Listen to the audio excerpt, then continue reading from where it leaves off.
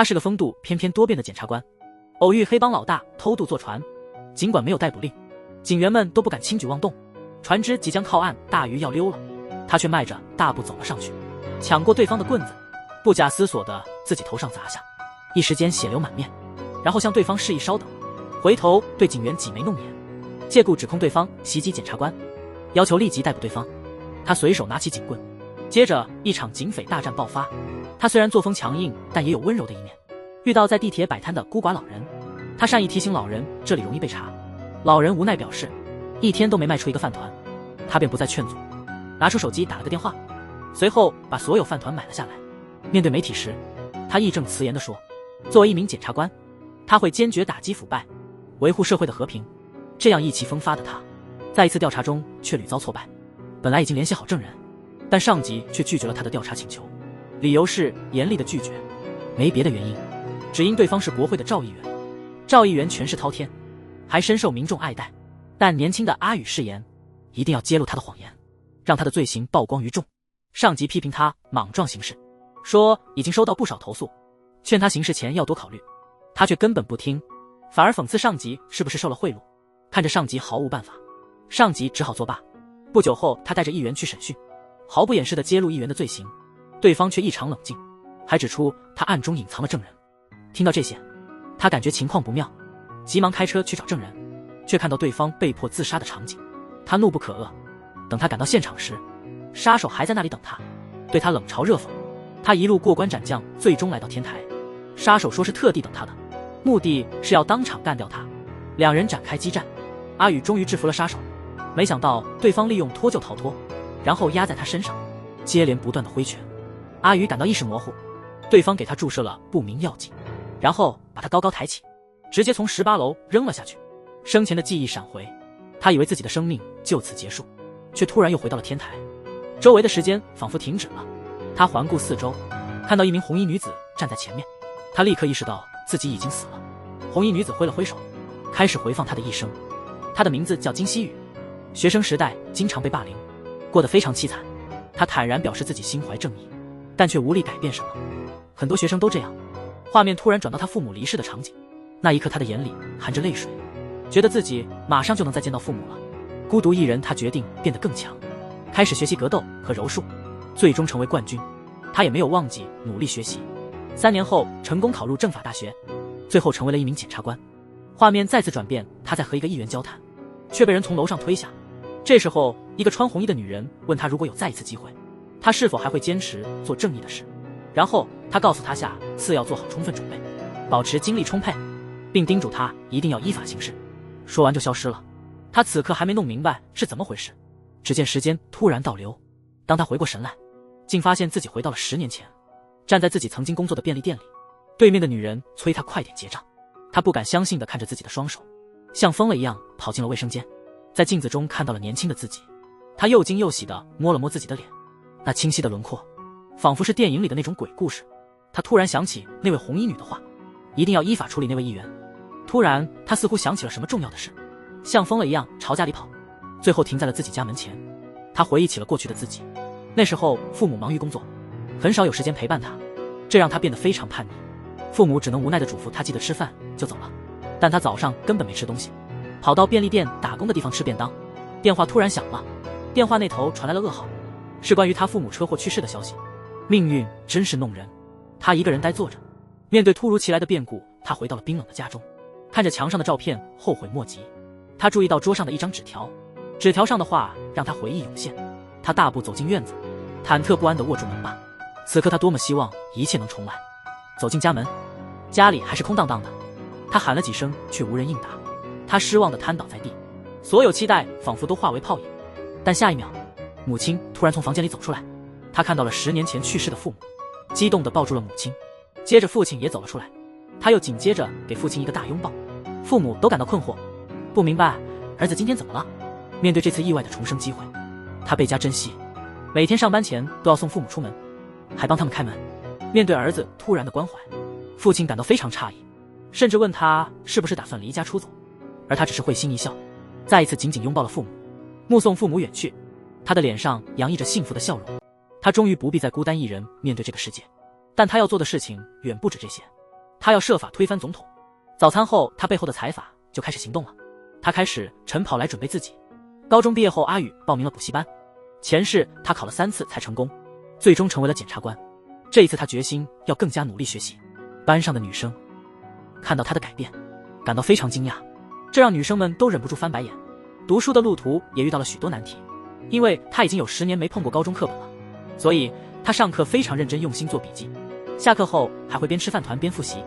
很快就到了5月18日，这一天他感到特别不安，他的思绪在课堂上也总是被打断。这一天正是他父母出事的日子。前一天晚上，他拼命劝说父母第2天休息1天，但母亲的决绝态度让他知道劝说无济于事，他只能一个人前往事故现场。前世的他曾经详细调查过这一事件，但从未找到肇事司机。这一晚，他站在父母工厂门口，接到了提前下班的父母，一家3口笑着走回家。阿宇特意走在最外侧，这时一辆汽车快速驶来，阿宇立刻冲上前保护父母，幸好那辆车只是路过，但紧接着又出现了新的危机。第2辆车紧跟其后，他赶紧把父母推开，他也顺势向右边倒下，车子直接撞上了管道。灾难就在这一刻爆发了。他本以为历史要重演，听到了父母的呼唤，立刻冲过去确认父母是否安全。看到父母没事，他松了口气，心中的大石终于落地。不久，救护人员赶到了现场，从警察的对话中得知，肇事司机是酒驾。一个穿着西装的人急匆匆来到现场，小雨立刻认出这人是某医院的秘书。随着伤员被推出来，所有谜团终于揭晓，这个人是赵议员的儿子赵玄熙。对方曾试图拉拢他，那时候他毫不保留地自夸，当初怎么也找不到逃逸的司机，现在终于有了答案。风波平息后，阿宇又回到了便利店工作。这时一个男人走到店门口，一开口就嘲讽起他来，这人正是他学生时代的霸凌者。那个校霸还在挑衅，网妹走进来让他滚蛋，临走还不忘讽刺他一番。第2天他去了自己的补习班，店长看到他非常高兴，对突然冒出的状元连连夸赞。回到便利店，碰到了班上的校花，他先是向阿宇表示祝贺，说完他就准备离开，阿宇却关心地问他身体是否好转，并叮嘱他记得按时吃饭。他突然的关心让校花哑口无言，转身离开了门口。这时候一个小混混走进来，扔下1毛钱想买包烟，阿宇直接把烟扔给他，小混混反而笑了，嘲讽道真是个大方的好人啊，然后催他快点拿烟。阿宇根本不在意，开始装傻。小混混看到这样，直接指着他叫嚣着。几个人一起走向小公园，小混混举手走了上去，却被阿宇揪住腋毛，痛得他差点昏过去。这下他实力大减，被阿宇抓住手，连续扇了几个耳光。但是背后有人偷袭阿宇，还踢了他一脚，阿宇却反踢中了对方的左腿，使用了巧妙的分身技巧，把对方踢倒在地。这就是一场1对多的战斗的开始，不仅打败了曾经欺负他的混混，还意外地救了自己暗恋的校花。看着躺在病床上醒来的小美，他又一次叮嘱她要好好照顾自己，但他仍旧隐藏着自己的感情，不愿开口说心里的话。他从口袋里拿出提神药，直截了当地说出原因，他努力学习是为了报答养父母。小美吃惊地问他怎么知道的，他坐下来继续解释，告诉他不要用这种极端的方式报答，也要考虑自己的健康。小美突然醒悟，满脸感激地答应了。走出门的阿宇回忆起前世的事，想起小美曾因过度依赖药物而苦，所以留下了一些后遗症。虽然他最终考上了韩国的大学法律系，但他在行业内却始终黯然失色。他不禁对自己的行为感到好奇，思考这会如何改变他未来的生活。他后来回到了便利店，偶然听到阿玲准备用神奇药水，打算今晚对渔网妹采取行动。他悄无声息地进了屋，离开前还遭到了对方的嘲讽。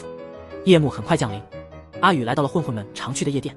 这时阿玲正邪笑着拍着渔网妹，阿宇突然推门而入，阿玲见状立刻扔过来一个酒瓶，他却异常冷静，迅速关上门，用衣架将门死死地顶住，随后大步向前。一场旷日持久的大战随之展开。面对试图逃出门外的对手，他果断把对方拉了回来。屋内再次充满了笑声和欢呼，他最终成功救出了渔网妹。他们坐在长椅上等他醒来。渔网妹醒来后立刻追问事情经过，阿宇没有多说，直接掏出手机让他自己看。不久他们被带到警署，对方竟是阿玲的父亲。小胖主动承认了责任，林父立即声称自己的儿子不知情，还警告阿宇伤害他儿子的后果很严重。就在对方试图颠倒黑白时，渔网妹的父亲走了进来，他摘下手表，毫不犹豫地扇了对方一个耳光。阿宇走出门时感到非常困惑，这时渔网妹突然叫住了他，邀请他一起去吃饭，他直接拒绝了。尽管肚子饿得咕咕叫，他让他别再纠缠。渔网妹说他只是想还个人情。听到这话，阿宇走上前去，却因为他烟味太重被拒绝。说完他就转身离开了。渔网妹气愤地留在原地。不久后，他又遇到了校花，他拿出了自己整理的高考笔记，把这当作对他救命之恩的感谢。高考临近，他坚持每天晨跑，还和校花每天讨论学习问题，因此渔网妹就没再邀请他吃饭。时间一天天过去，阿宇的学习变得更加刻苦。高考终于如期而至，考完后的阿宇坐在家里，评估自己的高考成绩。父母担心地看着高考新闻。房间里的阿宇听到父母谈论贷款审批的事情，他在心里默默打算，准备找一份新的兼职。大家很快提交了预估的成绩，放下心结的小美这次考试发挥出色。阿宇出门遇到了指导老师，老师问他假期有何打算。阿宇提到自己打算兼职，想要赚取学费，没想到对方竟是个非常有名的律师。他开始了助理的工作。在一次会议中，听说了一个熟悉的案件，他知道这个官司打了整整5年，于是他开始研究相关资料，以保护濒危物种为名，向律师递交了这些资料。听着律师滔滔不绝的讲解，律师顿时明白过来，对他刮目相看。果然如此，这些资料成功地说服了其他成员。事成之后，他毫不犹豫地递上现金。急需用钱的阿宇喜形于色，支票的金额高达100万。接连传来的都是好消息。成绩公布之后，阿宇顺利考入政法大学，一家人激动得热泪盈眶。他再次站在政法大学的门前，看着那些熟悉的大学教授，他轻松应对教授的开场白。在教授提问时，他侃侃而谈，同学们投来赞赏的目光，很多人都想和他成为朋友。在这些人中，有一个看起来年纪较大的新生明秀。明秀自认非常了不起，却觉得阿宇可以与自己匹敌。后来他参加了新生晚会，却意外发现学生会长竟是前世的傀儡总统，一位杰出的毕业学长竟然是他前世的一个上司。听着对方满嘴的正义言辞，高声讨论，阿宇感到非常烦躁，于是直接走出了会场。而这一幕被远处的明秀看在眼里，他决定不再看他们装模作样，不如去酒吧喝一杯。两人在酒吧喝酒时，突然传来女服务员和顾客的争吵声，他们帮助女服务员解决了问题。三人坐下来畅聊起来，期间明秀不停地和女生搭话，可是那女生对阿宇明显更感兴趣，他也不由自主地盯着她看。这个名字和自己只差1个字的女生，让他感觉格外熟悉。三人聊了很久，回家路上的阿宇已经微醺，他一个人走在回家的路上，心里突然涌起一阵不安。他没多想继续往前走，但没走多久就停下了。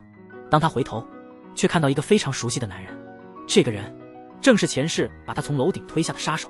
两仇家对峙，他大步冲上去，一言不发就挥出拳头，对方却轻易的就倒下了。这句话让他更加愤怒，他的出拳速度越来越快，但对方却不躲不闪，无论怎么打都伤不到对方分毫，反倒是对方几下就把他打倒了，不一会儿就把他打得鼻青脸肿，然后把他拖起来，直接从天桥上扔了下去。他在空中坠落时，一辆货车驶来，难道历史要重演？但突然一片白光闪过，他从床上坐了起来，原来只是一场梦。他低声诅咒，看来自己虽重生，却仍旧活在那个杀手的阴影中。因此他一大早就去了废弃场，一推门就看到一个人在练拳，那人正是他的拳击教练。他随即和教练进行了一场友谊赛，虽然没赢过教练，但也赢得了教练的好感。教练立刻说让他常来这里练拳，这正是他想要的，他立刻就同意了。然后他看到一个女生坐在前面，以为是校花，就忙不迭地叫她，结果发现认错人了。直到他的补习好友来了，他才知道校花已经很久没来上课了。晚上他找到了校花，校花说自从他父亲的公司倒闭之后，他就一直承受着巨大的打击，病倒了之后就没能起床，现在家里的房子也要被拍卖了，他只能辍学去打工补贴家用。他们还没聊完就接到了医院的电话，于是他匆匆离开。这时阿宇才明白，校花之所以消失，可能是因为家庭的变故，所以他才销声匿迹的。阿宇决定要帮助校花。第二天他就去了房产拍卖现场，他打算买下房产并赎回校花的家，同时希望能从中赚取差价，用来对抗财阀。可是他对房地产一窍不通，直到他注意到一个频繁中标的老人，这样他一大早就去找教练训练，白天在课堂上积极发言，下午则去拍卖现场仔细观察，甚至去了房产的实地考察，但是还是摸不着头脑。于是他就直接找到那位老人，直接问他为什么要买那么多废地。看到他死缠烂打，老人只说了句看地图就走了。他于是连夜查阅资料，最终找到了答案，但老人很固执，怎么也不肯说出原因。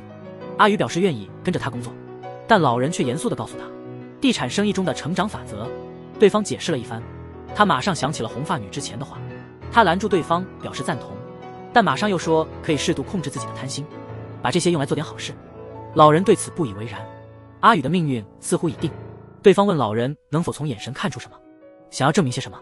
老人见他这么疯狂，立刻提出了一个考验，递给他一份房产合同，让他让这家人1个月内搬走，如果他30分钟内能搞定，就答应收他为徒。阿宇于是去了那人的家，看到那狭窄的房子，他小心地问对方何时搬家。原来那女士当时正在述说自己的委屈，说她丈夫是个败家子，不仅败光了所有家产，还用她的名义四处借债，她还受了伤。她考虑过向政府求助，但法务要求她支付150万的预付款。阿宇听后眼前一亮，他立刻表示愿意帮忙处理破产，帮他解决生活难题。老人听后感到非常失望，作为商人，这种行为纯粹是投机取巧。他接着问阿宇为什么想赚大钱。阿宇回答说，是为了未来可能发生的事做准备。老人认为他只是在对未来进行投资，于是开始教导他。老人告诉阿宇，那里虽然住着很多穷人，但他们也必须搬走，商人不能太心慈手软。但阿宇还是觉得人生的行为必须能对得起良心，总得让自己问心无愧。他们俩聊到了深夜，在临走前，阿宇向老人请教竞拍技巧，随后他求助于前上司，成功进得了校花的家。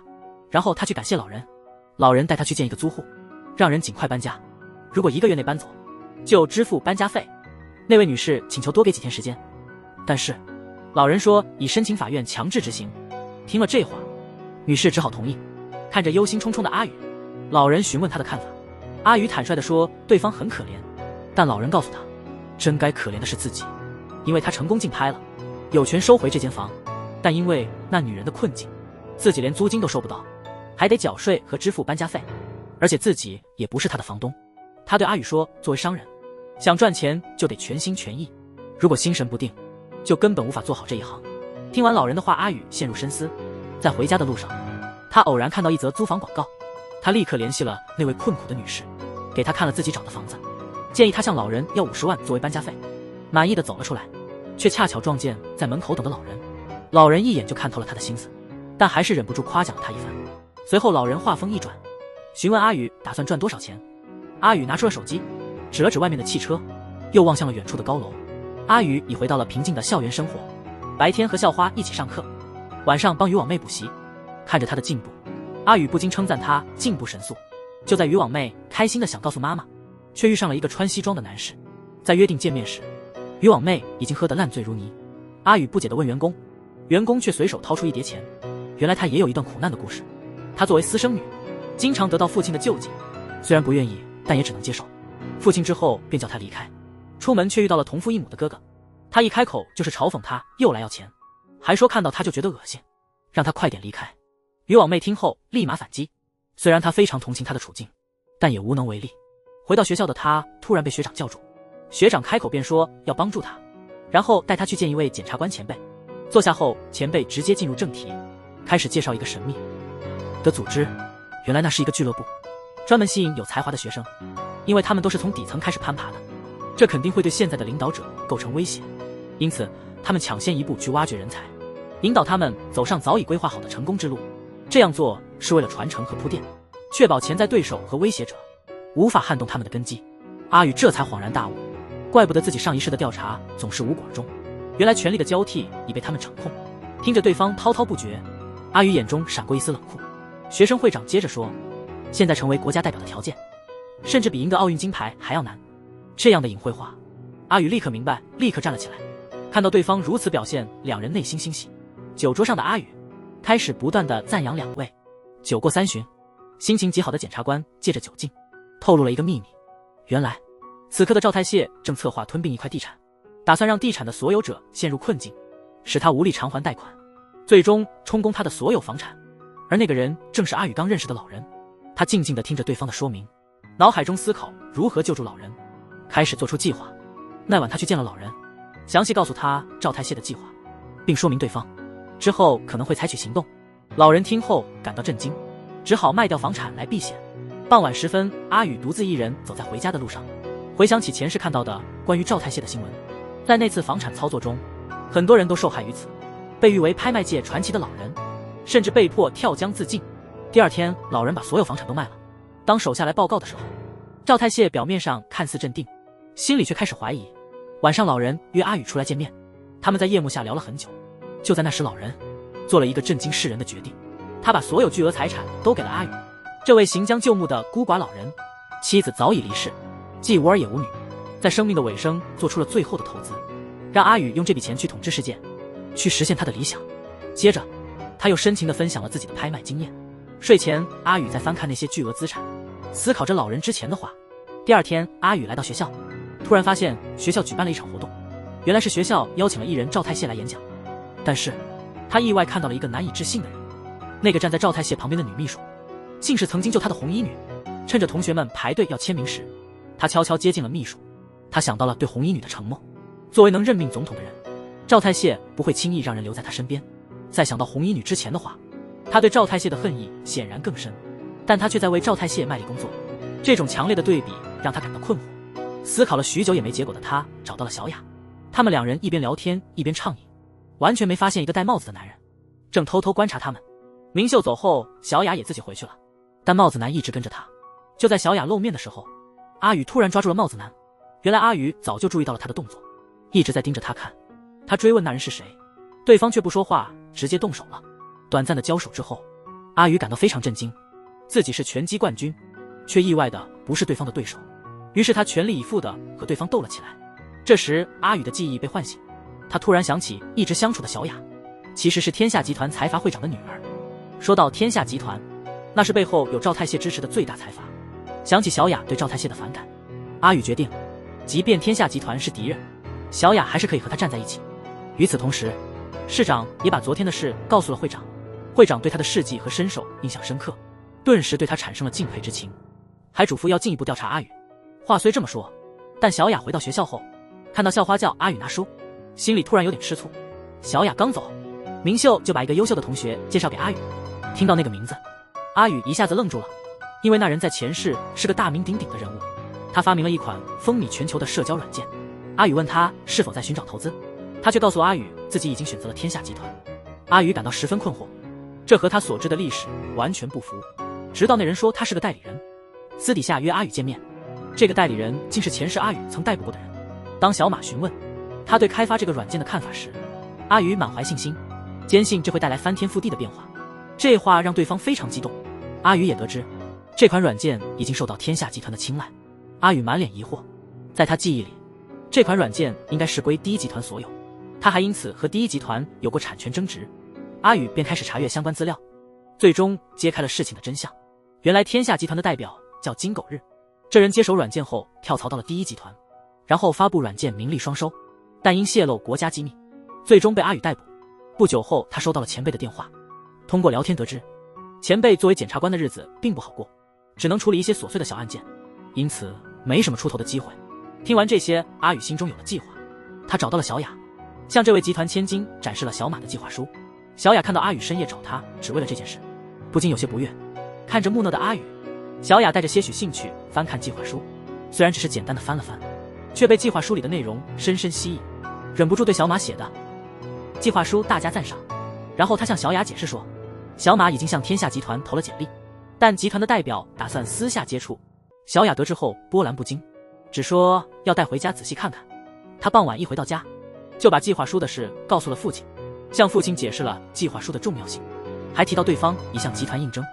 父亲听了，以为小雅会特别照顾那人，但小雅说不久后，那个混蛋就私下见了小马，半是威胁半是诱惑，企图让他分享专利。那个混蛋没有资金支持，没钱软件就无法开发，因此他胸有成竹地告诉对方，他准备跳槽了。后来阿宇和明秀进了房间，小马从口袋里掏出录音笔，问阿宇接下来怎么办。同一时间，天下集团的会长正在跟赵太谢对峙，他知道金狗日是赵太谢的人，就问这行为是不是赵太谢指使的。赵太谢怎么可能承认，立马装糊涂道歉。而阿宇此时已经联系了检察官前辈，缺案子的前辈听了兴奋极了。阿宇还透露，狗日可能跟赵太谢有勾结。重磅消息一个接一个，前辈已经迫不及待，开始幻想破案后的光明未来。然后他迅速整理资料出发了，临走前还飞了个吻给阿宇。不一会儿，狗日成了众矢之的后去找赵太谢求助。然而赵太谢不愿意管教来了一个熟人，那人直接把狗日拖了出去。这时阿宇正在和明秀还有另外2人吃饭，小马慌慌张张地跑了进来，他径直关掉了电视。电视新闻正在播报天下集团的新闻，新闻说金狗日跳楼自杀了。原来阿宇只是想让天下集团和赵太谢之间产生隔阂，但他低估了赵太谢的狠辣。敏锐的阿宇立刻意识到电视上的报道是一桩错案，这恰是他前世处理过的案件，因此他对此案了如指掌。他知道真凶不是电视上说的那个人，尽管他对案情非常熟悉，但他没有办案的身份。他立刻找到了一位检察官前辈，向前辈明确指出案件的疑点。看着前辈毫无反应，阿宇直接拿出了凶手当天的外套，外套上没有血迹，也看不到任何吸血的痕迹，但这些证据还不足以推翻原判。于是他立刻给学长做了一番详细分析。学长听了他的分析，开始半信半疑，于是立刻召见了死者的妻子，二话不说拿出了作案工具。妻子一看到凶器，他的心理防线顿时崩溃，尽管他强硬地维持镇定，不肯承认，但接下来学长又带来了他的情人。为了洗清自己的罪名，那男人把一切都如实说了出来。那天他收到了他的短信，于是来到了他的家，没想到一进门就看见男人的尸体，女人手里拿着刀，全身是血。原来那天有个男人上门来讨债，催促丈夫还钱，明明丈夫有钱，却死赖着不还，甚至嚣张地掀起衣服，挑衅地让对方刺他。显然丈夫找到了那男人的弱点。听到这样的话，那男人只得无奈离去。丈夫心情很好，喝了几杯白酒，迷迷糊糊地躺在地板上。这一幕全被女人看在眼里，于是她起了杀人栽赃的念头。真相大白之后，女人立刻被拘留审问。原来她的情人之所以会配合，都是因为前一天的审问，男人根本不肯承认，但检察官一句话就点破了男人的伪装。兄弟继续说，如果找到了证据，就以谋杀罪对他起诉。男人一听这话就慌了。学长回忆后不屑一笑，然后就走出了门。虽然案件进展顺利，但他心中始终有个疑问，因为阿宇之前全部预言了这一切，准确到令人称奇。这些疑问很快在阿宇的吹捧下消散了，众人举杯畅饮，阿宇又增加了众人对他的好感。这件事一结束，阿宇就回家了，但看到父母的愁容，他们告诉他一件很糟糕的事。阿宇完全没想到会发生这种事，父母反复叮嘱他，校花和明秀也责怪了他一番。看到紧张的朋友，然后从明秀那里听说小雅打算去国外留学。在他离开前，父母非常担心的对阿宇嘱咐。向父母鞠躬后，阿宇也走出了家门，在门口碰到来送行的小雅。本来都没打算告别，但彼此心中都挂念着对方，两人相视而笑。在秋风中，小雅挽着阿宇的胳膊，虽然很不舍，但送别总是难免的。随着小雅的离开，阿宇开始了他的军旅生涯。时间如梭，转眼7年过去了，阿宇以优异的成绩再次成了令人敬仰的检察官。这次他没有选择去首尔，而是去了一个偏远的沿海城市。他去办公室报道，对方不解地问他为何会选这样一个小地方。他直接表明了自己的想法，让厅长感到疑惑，但厅长也没多问。进入办公室后，同事们也注意到了这位才华横溢的新人。阿宇做事雷厉风行，简单自我介绍后，他就要了过去6个月的所有案件资料。不久之后，同事带着阿宇去餐厅接风。阿宇在这儿感受到了这个检察院的日子有多闲适。这里唯一的重点任务就是要和各界人士保持好关系。听着旁边秘书的说明，阿宇马上判断这个地方的腐败非常严重。几人聚餐时，秘书还直言不讳地说，这里的人情关系比法律还靠谱。这也正是阿宇来这里的目的。他向厅长申请了单独行动的权限。厅长觉得这儿本来就没什么事，所以立刻就同意了。阿宇把案件全都交给了下属，然后直接走了出去。阿宇离开检察院后找到了老朋友，在这里他重逢了久别的阿万。其实早在之前，阿万已经找到了阿宇，成了阿宇的左膀右臂。为了报答阿宇救他父亲的恩情，听着阿万的抱怨，阿宇让他先不要急。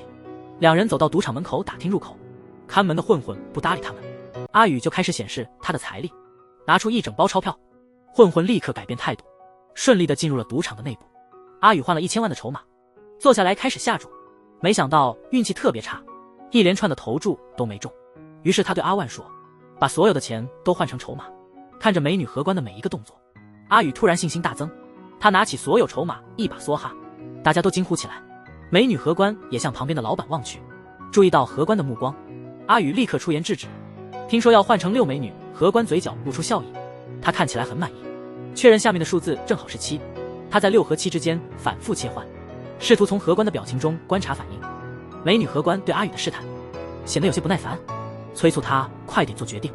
阿宇解释说，因为赌注太大，自己也感到非常紧张。尽管这么说，但他脸上却没有一丝紧张的表情。阿宇最终决定把数字定在7。美女荷官又偷偷看向对方，想在开牌时做手脚。听着美女荷官果断开牌，毫无疑问，结果正是7点。看到这一幕的老板笑得合不拢嘴，而阿宇却一点也不伤心。他微笑着站起来，非常绅士地与对方握手，然后转身潇洒地离开。接着他走进了一家餐厅，那位美女荷官也突然出现了，一见面就询问阿宇为何昨天故意输。原来在昨天握手时，阿宇偷偷塞了一张纸条到对方手里，纸条上留下了他的联系方式。美女荷官以为阿宇想让他帮忙作弊，阿宇却直奔主题，请求他帮忙获取当地帮派的信息，还亮出了自己的检察官身份。这次是威胁。荷官随后打电话给厅长，要求支援警方。话说完，他也不等电话那头的怒吼，直接挂掉了电话。然后他大步流星地走进了赌场。赌场老板看到他来，笑开了花，热情地邀请他试试手气。他突然大喊一声，随手掏出了检察官证件。老板看到这一幕，还以为他是输急了眼，赶紧掏出一沓钱想打发他，他却笑着迎了上去。谁料下一秒，老板一看情形，立刻叫来手下准备动手。阿宇急忙摆手阻止，拿起手机拨了一个电话，灯光突然全部亮起，他立刻跑向电闸处，原来是他的下属和阿万吵起来了。他留下一句话就立刻回到楼上，走进门情况一目了然。阿宇只能硬着头皮进去，这一幕让阿万和下属目瞪口呆。阿宇按照指示来到了泡菜帮的据点，成功找到了犯罪的证据。他让阿万破解电脑，让下属去叫警察。谁知道刚一出门，下属满脸是伤的倒在地上，然后一个彪形大汉走了出来。阿宇看到这人非常高兴，直接说是为了招募他才来的。两人随即展开搏斗，尽管大汉动作敏捷，但阿宇明显知道对方的弱点，很快就把他打倒在地。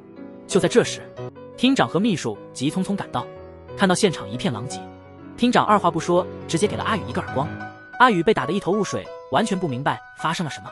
金叔随后问阿宇，为什么仅仅是一个赌场的事情会搞成这样？阿宇却非常自信，他告诉金叔让他把这件事全权交给自己来处理。在这之前，他已经先一步去找了美女和关阿珍的父亲，从阿珍那里了解到他父亲是个彻头彻尾的赌徒，因为债务缠身，他把女儿抵押在赌场以偿还债务。现在父亲深感内疚，正在忏悔，他甚至想让阿宇砍掉自己的手来戒赌。阿宇告诉他，随着赌场被查封，他的赌债也随之消失，现在他可以重新开始正常的生活。父亲听后感激不尽，悲痛地趴在桌子上。阿宇这一系列的善行都被金叔记录了下来。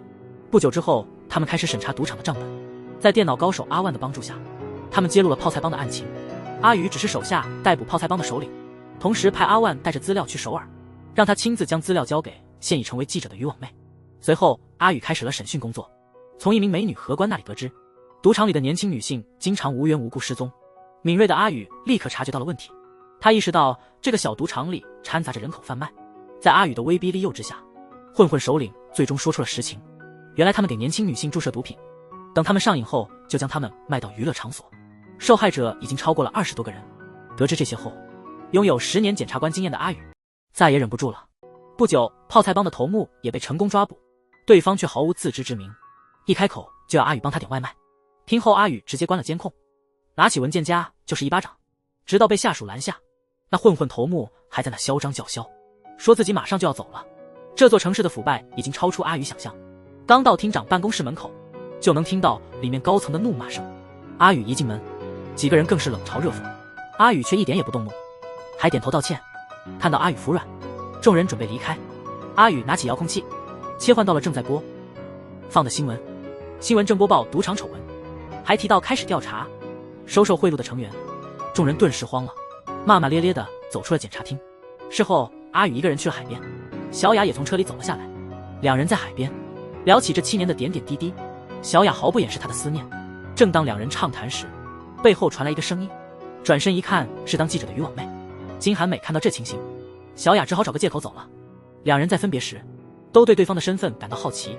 韩美迈步向前，直接发问。看到这一幕，韩美立刻开始追问对方有何过人之处。不久后，几人一起去了餐厅，韩美笑得满面春风。阿万忍不住问了出来，看见那两个打情骂俏的，阿万开始八卦起来。这时，一群混混突然出现，因为没有足够证据，他们被释放了。他们现在比以前更加嚣张，混混嘲讽无效，只好离开座位。但韩美越想越觉得事情不对，他突然意识到对方并不是在夸他。阿万见状赶紧拉住他。傍晚时分，两人在海边深聊。原来韩美成为记者并不容易，经常得看父亲的脸色。尽管遭到各种阻挠，韩美还是坚持了下来。现在他即将结束实习，直接进入政治部门工作。在远处的厅长办公室里，金叔也在望着远方的阿宇。他想起了阿宇曾对他说的话，一场将让他们两人调回首尔的大案即将开始。大案很快就要揭幕，财阀的千金和检察官的女儿纷纷找到他，这让阿万感到好奇。他好奇阿宇和他们的关系，谁知阿宇根本不在乎爱情，他只想着复仇。看着闲来无事的阿万，阿宇立刻安排了一项任务给他，那就是去码头做卧底。阿宇则前往审问室，开始审问泡菜帮的老大。看着帮主愁眉苦脸的样子，阿宇毫不犹豫地扔出手中的报纸，告诉他的上头现在自顾不暇，根本没法来救他。这让帮主感到非常不安。随后下属带来了所有的调查证据，阿宇开始念出罪状。帮主的脸上冷汗直流，坚持不下去了，很快就全部交代了。接着他拿出了自己的东西。当金叔询问他打算怎么解决，阿宇神秘一笑，让他再等几天就知道了。金叔没多问，直接伸出手来。好久不见。两个正义之士开始并肩战斗。此时阿万在码头卧底，也取得了新的进展。真是个笨蛋。那个老头狡猾地叫来两个年轻人，一开口就向他们介绍时薪100万的工作。这份工作其实是参与运动。阿万意识到大鱼已经上钩，于是赶快给阿宇打电话。接到电话的阿宇立刻前往首尔检察厅，他去找检察厅的副长，那就是韩美的父亲。他知道不久后，这位副长将晋升为检察总长。阿宇借势将毒品案件交给了他，以此赢得了他的信任，并且获得了和金叔一起去首尔工作的机会。急于晋升的副长很是心动，立刻答应了这件事。案件顺利解决，阿宇也走出了大门。这时他突然被人喊住，这人是已经做检察官很久的明秀。他拉着阿宇去喝酒，然后慢慢地讲述这个惊天大案。听着他一字一句地讲述前因后果，让阿宇感到一阵寒意。这让他非常庆幸，这样的人绝不是普通对手。之后阿宇找到了变成检察官的校花金龟梨，看到他严厉训斥的样子，阿宇忍不住感叹。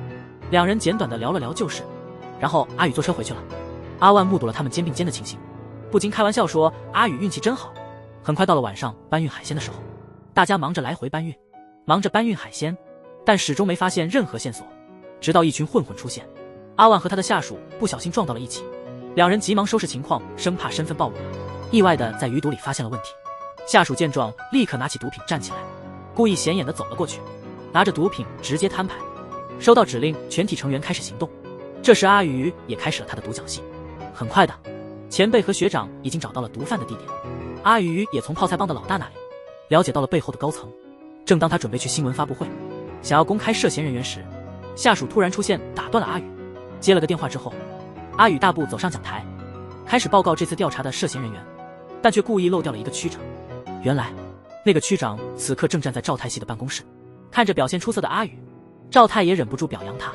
他立刻让秘书安排阿宇来首尔见面。这一刻，阿宇回到办公室，得知金叔把区长从名单上撤下是次长的安排，这都是为了让大家有机会回首尔，这是他们回首尔的通行证。阿宇这会儿突然明白了，早就听说过赵爷势力庞大，但没想到他的势力竟然延伸到这座边际小城，看来抗衡赵爷的路还长着呢。阿宇随后找到了泡菜帮的打手阿叔，看着倔强的阿硕，阿宇没多说什么，直接打了个电话。他对电话那头的阿万说，叫他把阿硕母亲的医药费结清，并把他转院到首尔的医院。年轻的阿硕之所以成为泡菜帮的打手，全是因为母亲的重病，他急需赚钱。阿宇接着告诉阿硕，他会像阿万一样，让他回首尔继续读书，前提是学有成就，未来为自己工作，但仅有一个顶尖打手还不够。阿宇的真正目标是金叔。看着正直不屈的金叔，他因为太正直被派到这个偏远小城，现在他把阿宇视为最后希望。听着金叔的宏大志向，阿宇立刻表示支持。听着阿宇的狂热言辞，金叔以为他在开玩笑，谁知阿宇认真的说，他决定再次拜入前世上级的门下，但上级给他的第一任务是监视一起来首尔的金叔。阿宇走出门，满心疑惑，他知道这位上级非常多疑，既然不信任金叔，又怎会信任刚起步的他？他肯定这事里有问题，所以回到办公室仔细查看，果然他发现了一个窃听器。然后他把这件事告诉了金叔，他们决定先装作什么都不知道，在办公室里密谋对策，接着在办公室演练他们的计划。次长在一旁偷听他们的对话。当阿宇前来汇报的时候，他注意到阿宇说的内容和自己偷听到的完全一样，这让他松了一口气。下班以后，无事的阿宇去了父母的店里，恰好遇到了前来的韩美，于是他留下韩美一起聊天。话还没说完，阿万带着几位老人走了进来，紧接着明秀和校花也跟了进来。于是他们在父母的炸鸡店里开启了聚餐，亲朋好友一起聚在一起，这样温暖的气氛是前世的阿宇从未经历过的。第二天，阿宇找到了学校的阿硕，两人边跑边比赛起来。年轻的阿硕还是略胜一筹。两人在看台上休息，阿宇询问阿硕的学习情况，话题突然一转，提出再比一场，问阿硕这次能不能赢他。见阿硕没回应，阿宇就开始自说自话。平静的日子很快就过去了。这一天，阿宇收到了前辈的通知，叫他去参加一个他之前提过的俱乐部。当晚就带他到了俱乐部门口，嘱咐阿宇里面见的都是前辈，要做好接待工作。随着几十辆豪车停下，许多政界大佬也纷纷到来。阿宇仔细观察着到场的政客，发现美味佳肴已经摆了好一会儿，但大家都没动筷子，显然是在等某人。他们在等待那个一直力争上游的赵太谢。迟到了半个小时的赵爷终于抵达，他随意的一句开吃，大家这才纷纷坐下开始用餐。看着坐下的客人，阿宇突然明白了赵爷的话中之意，用迟到来显示他的地位，让众人明白聚会的主角是他。这种做法就像是在驯服众人。不久，阿宇也坐了下来。饭后，前辈提醒阿宇，赵太谢想见他一面。阿宇感到困惑，前辈解释说这是俱乐部的常规，聚会后老大要和新人单独谈谈。不一会儿，赵爷的秘书出现在门口，秘书点了点头，阿宇站了起来，跟着秘书走了出去。面对一脸茫然的秘书，阿宇也是一头雾水，但现在他要先去见赵爷。阿宇平静地走进了房间，面对气场强大的赵爷，赵爷直接询问他对政界的看法。阿宇的回答让赵爷刮目相看，他能感受到阿宇对权力的渴望。阿宇离开后，赵爷叫来了检察次长，他直言不讳地表示对阿宇的欣赏，但从次长那里了解到，他已经安排阿宇去监视经书。老谋深算的赵爷立刻明白，这是在告诉他谁才是真正的老大。但赵爷对此却有所怀疑，他认为长时间的束缚会让人迟钝，他觉得自己可能低估了阿宇。想起赵爷曾经说过的那些话，这时候阿宇推门而入，仔细听着对方的详细报告。次长随即分派给他第一个任务，要他去参加一个未来人才展。不久后，阿宇来到了展览会，意外地遇到了一位冷艳的富家女。记得前世的事的阿宇立刻回忆起自己前世因为偷税漏税被捕的事，这一世他打算一箭双雕。知道他喜欢音乐的阿宇主动上前，借机与他聊了起来，恰到好处的赞美让那富家女心花怒放，两人渐渐熟络。阿宇把他介绍给了自己的前辈，前辈知道他是财阀集团的大佬，激动地开始向他表白。前辈清楚财阀的力量对检察官是极大的助力，于是滔滔不绝地奉承。阿宇也乐在其中，扮起了红娘。这番情况很快被前辈上报，看着前辈滔滔不绝的表白，阿宇觉得太过肉麻，找借口离开了。这对聊得非常开心的二人，却不知阿宇已经在计划一举抓获两人的策略。第二天，阿宇带来了富家女的精彩演奏，一提到这，前辈就忍不住乐开了花。马屁拍到点子上总是管用，阿宇的妹妹也非常高兴，她心情大好地说，等会儿审问犯人时，让阿宇在一旁观摩学习。但是前辈突然走进了另一间屋子，原来那个人是明秀抓来的，他是未来集团的总裁，被抓之后在社会上引起了不少舆论，因此明秀挨了一顿痛骂。虽然前辈心里想放走对方，但舆论的压力太大，他只好请这位财阀到审讯室坐坐，休息了一整天。看着卑躬屈膝的前辈，阿宇回忆起前世追捕赵爷的情景，对方当时的表情，想来明秀此刻也是经历了一些。然后一起走出来，前辈带阿宇去了另一个房间，看着前辈的态度，阿宇心里默念真是大学生。前辈继续追问他杀害女友的事，对方还是不承认，但前辈还是要把他打造一番，把他描述成外表善良，品学兼优，内心却是个变态的杀人狂，编出这么荒谬的案件，就能转移社长贪污的焦点。说完就接了个富家女的电话，高兴地出门了。面对这种恶劣的前辈，他放弃了之前的冲动，改用计谋。他首先找到韩美，把张怡炫和富家女亲密的照片给他，让他做报道曝光，然后让秘书调查富家女，结果发现他贪污漏税、伪造学历等问题多多，然后开始调查那个大学生的案子，先从他口中确认当天的行动路线。调查一番后，最终在一个监控录像中发现了那个学生，但这些证据还不足。阿宇依靠前世的记忆，阿万用黑客技术找到了真凶，然后他把案件交给了同是检察官的校花，他自己则悄然隐退，继续藏身暗处。随后找到了行业内顶尖的律师，让他来帮助大学生提起申诉。但律师看了案件资料后，明显的犹豫不决，因为手头的证据难以让人信服。然而，阿宇依然信心满满，坚信自己必胜。不久，庭审开始，双方争执不休。律师拿出监控视频作为证据，指出矛盾点，对方则用匕首上的指纹指认罪犯，并且指出男生是医学院的学生，对人体结构极为熟悉，因此完全有能力迅速作案，然后立刻出现在监控录像中。这一论点也得到了法官的认同。就在对方几乎要庆祝胜利时，一个冲进法庭的学长突然泼了他一身冷水，他低声在对方耳边密谈，让对方的脸色顿时大变。紧接着，法庭的门再次被推开，检察官亮相全场，顿时哗然，使得庭审现场一片嘈杂。原告方无奈只好撤诉，他们失望地走出法庭。出门后，明秀开始询问事件的起因。那天，阿宇找到金龟莉，便直接指出了真正的凶手，随后带着助手前往阿宇所指的地点，果然在麦田里发现了被抛弃的女士。两人随后整夜守候，终于在傍晚捉到了凶手。电话通知阿宇之后，他独自前往凶手的藏身之处，发现屋内的作案工具和冰箱里的石块，这些都证实了嫌疑人的身份。此时两人正紧盯着凶手。就在这时，助手的手机突然响了。金龟莉见状也不再掩饰，见状凶手一把抄起铁锹冲了过来，很明显他们俩都不是他的对手。就在他准备下手的时刻，阿硕恰好及时赶到，目睹了那家伙魁梧的身形。凶手毫不犹豫地掏出了小刀，但阿硕完全不怕，一个熟练的过肩摔，凶手顿时受了重伤，随即一拳重击，对方已经无力还手。事后通过调查，凶手直接坦白了犯罪事实。金龟莉回过神来问阿宇，他是怎么发现真凶的，尤其是当时证据并不确凿。阿宇当然不能说自己重生了，只好说是运气好来敷衍过去。金龟莉有事先行离开了，于是阿宇和明秀去了一家餐厅吃饭。阿宇的神秘让明秀始终捉摸不透，在琢磨中，阿宇突然提到了被监禁的国家总理。明秀听后心里一紧，因为那正是他的父亲。他平静地询问阿宇的调查情况，目光中充满了疑惑地看着明秀。他立刻提出了两人共同的敌人。阿宇明确了他们并肩作战的决心，而前辈则被次长严厉地训斥了一番。之后，前辈找到了金叔，让他停止调查那个富家女。出乎意料的，金叔立刻同意了。原来前辈的行为早就被阿宇看穿，他深知两人的对话会被办公室的次长听到。金叔一直在试图用次长来压制前辈，果然，次长听后态度冷了下来。他怒气冲冲地叫来金叔，追问他关于调查富家女的进展。问到证据已经确凿时，得知金叔还在继续调查。张一炫气冲冲地找到金叔，质问他为什么重启调查。金叔得到次长的指令，不愿迁就，态度变得更加坚决。张一炫气得说不出话来。这时候，旁听的次长突然接到上级的电话，去到赵爷的府邸，遭到赵爷的责怪。本来张一炫想用大学生的案件来转移公众的注意，结果却事与愿违，导致财阀的问题更加突出。检察官在民众心中的信任度急剧下降。失望的次长反复思考，决定牺牲居宝帅，能接替张一炫的只有阿宇一个人。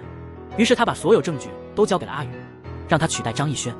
得知要对前辈出手，阿宇显得很不忍心，次长只得安慰他，连连请求，请他帮忙挽救检察官的形象。阿宇虽然不情愿，最终还是答应了。